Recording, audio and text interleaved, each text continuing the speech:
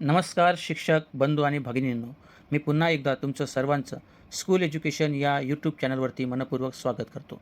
मित्रांनो, आज आपण मयत मतदारांचा EF फॉर्म कसा भरून घ्यायचा आणि हा फॉर्म भरत असताना कोणत्या चुका अवश्य टाळाव्यात याबद्दलची माहिती आजच्या व्हिडिओमध्ये घेणार आहोत.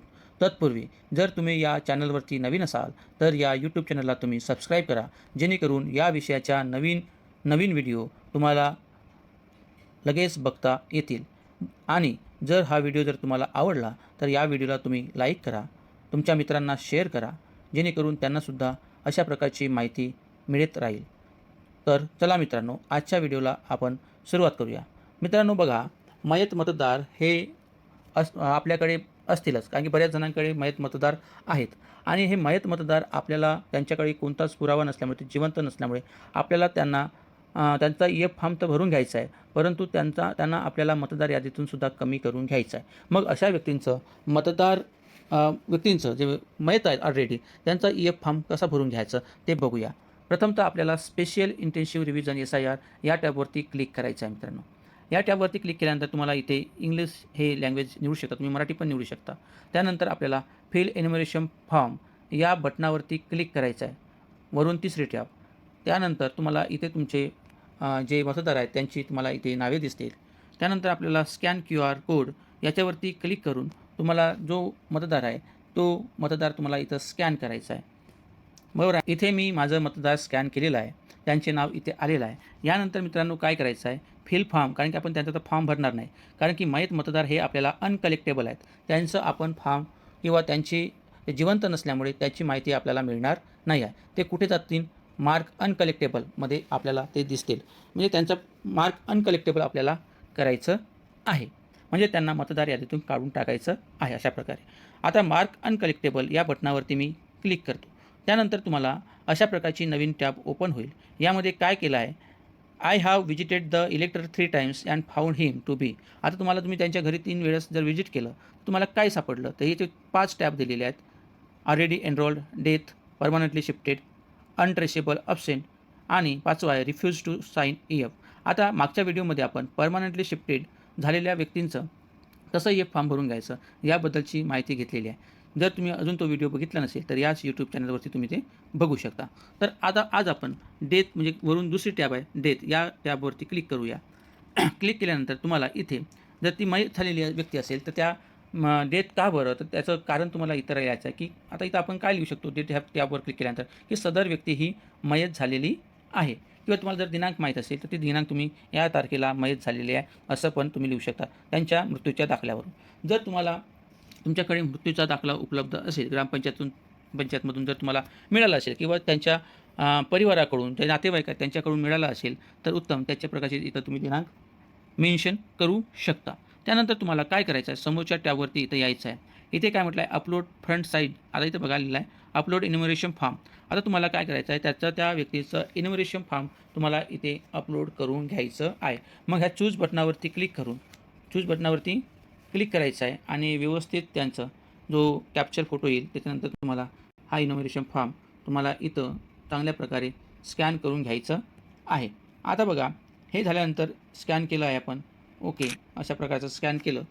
त्यानंतर तुम्हाला ओके करून बरोबर त्याला व्यवस्थित मार्क करून तुम्हाला त्याला ओके करून घ्यायचं आहे. त्यानंतर काय करायचं मित्रांनो, बघा तो लोड होत आहे. हा इन्युमरेशन फॉर्म आपण त्या व्यक्तीचा इथं भरून घेतलेला आहे. आता काय करायचं आहे मित्रांनो, बघा पुन्हा एकदा. त्यानंतर विचारलं आहे अपलोड सपोर्टिंग डॉक्युमेंट. जर तुमच्याकडे त्या व्यक्तीचा जर मृत्यू दाखला असेल तर तुम्ही या ठिकाणी त्याला सपोर्टिंग डॉक्युमेंट्समधून त्याला तुम्ही अपलोड करू शकता. पण जर तुमच्याकडे जर सपोर्टिंग डॉक्युमेंट्स किंवा म्हणजेच तर मृत्यूचा दाखला नसेल तर तुम्हाला काय करायचं आहे, तर तुम्हाला अशा प्रकारचा जो मृत्यू स्वयं घोषणापत्र आहे त्यांच्या घरातील व्यक्तीकडून भरून घ्यायचा आहे. त्याचप्रमाणे तुम्ही जर पंचनामा केला असेल तर तो पंचनामासुद्धा इथं अपलोड करू शकता. पण मृत्यू स्वयं घोषणापत्र अशा प्रकारे, की मी खाली सही करणार, जे त्यांच्या घरातील व्यक्ती असेल त्यांचं सही करण्याचं नाव, वय, राहणार याद्वारे प्रतिज्ञापूर्वक जाहीर करतो की माझे टिंबटिंब यांचे नाव, टिंबटिंब मयत व्यक्तीचे निधन, जे तारीख दिली आहे ते तारीख इथे झाले असं नमूद करून त्यांचे अंत्यविधी रिकामी जागा रोजी टिंबटिंब इथे पार पडले, या घटनेचे आम्ही सर्व साक्षीदार प्रत्यक्षदर्शी आहोत. मयत व्यक्तीचा मृत्यू दाखला अद्याप कोणत्याही कारणास्तव काढण्यात आलेला नाही व अद्याप तो आमच्याकडे उपलब्ध नाही. वरील माहिती पूर्णपणे सत्य असून यात कोणतीही खोटी माहिती दिलेली नाही. भविष्यात जर ही माहिती चुकीची आढळल्यास त्यास मी जबाबदार राहीन आणि त्या घोषणाकर्त्याची इथं साईन घ्यायची आहे. तो त्यांच्या घरातील व्यक्ती असावा, त्याचं पूर्ण नाव, आधार नंबर हे सगळं लिहून घ्यायचं आणि त्या कोणी साक्षीदार असते तर 2-4 साक्षीदार लोकांची इथे तुम्हाला सही घ्यायची आहे. त्यांचा आधार कार्ड नंबर असेल तर चालेल, तो तुम्ही इथं नोंद करून घेऊ शकता आणि अशा प्रकारे तो दाखला तुम्ही इथं अपलोड करून घेऊ शकता, जर तुमच्याकडे मृत्यू दाखला नसेल तर.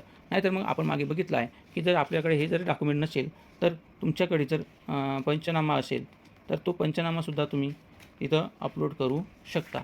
त्याच्यामध्ये ते BLA एजंट आहेत त्यांची स्वाक्षरी घेऊन तुम्ही ते अपलोड करून घेऊ शकता. आपण या अगोदर तशा प्रकारचा तो बघितला आहे.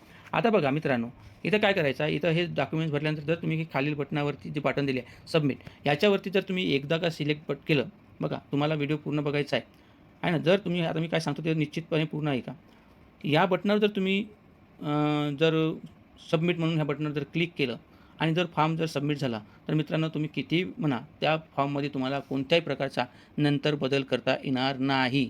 ही गोष्ट अतिशय महत्त्वाची आहे.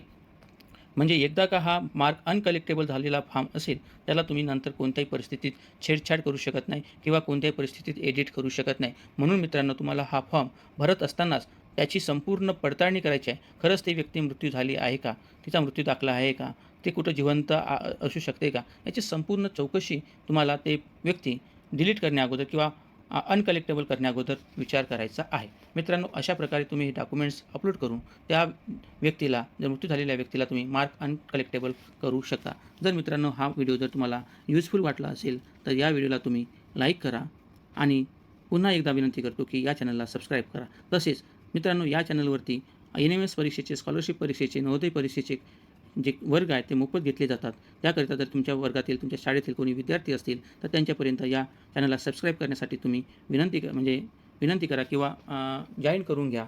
धन्यवाद.